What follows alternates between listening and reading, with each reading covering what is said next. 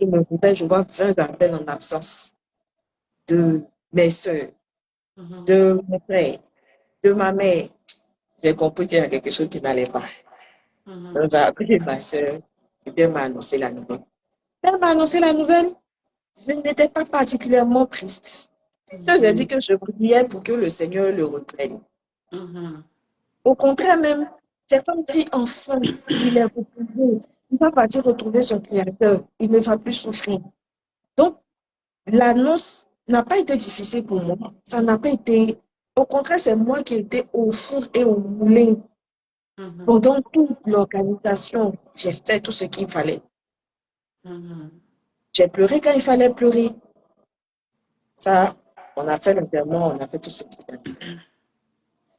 Maintenant, pour répondre à la question, est-ce qu'on guérit du deuil? Moi, dans mon cas, avec l'expérience de mon père, le Saint-Esprit, comme j'ai dit, a été dans mon parcours.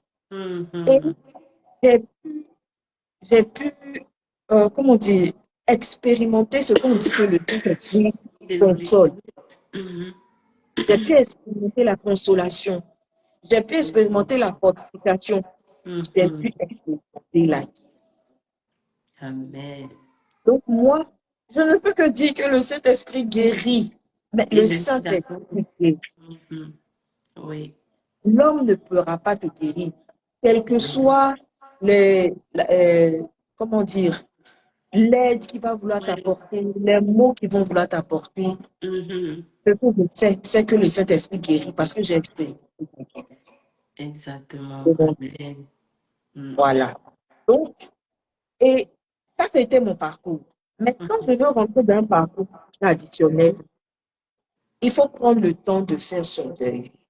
Si on brusque les choses, on risque de se retrouver dans des situations de dépression, dans des situations où on va rester mélancolique, où on va se morfondre dans tout ce qui est mort. Et à partir de là aussi, c'est là où maintenant les esprits de mort vont venir s'incruster dans la situation que tu vis pour créer autre chose. Exactement. Voilà. Donc, il faut accepter de te dire que j'ai perdu quelqu'un. C'est vrai. C'est une partie de moi qui est partie. Mon histoire avec cette personne s'arrête. Je n'ai que des souvenirs. Parce que quand il y a la mort, là, c'est une histoire de souvenirs seulement. Il n'y a plus rien. Donc, je n'ai que ces souvenirs, des souvenirs. C'est à ces souvenirs-là qu'on s'accroche.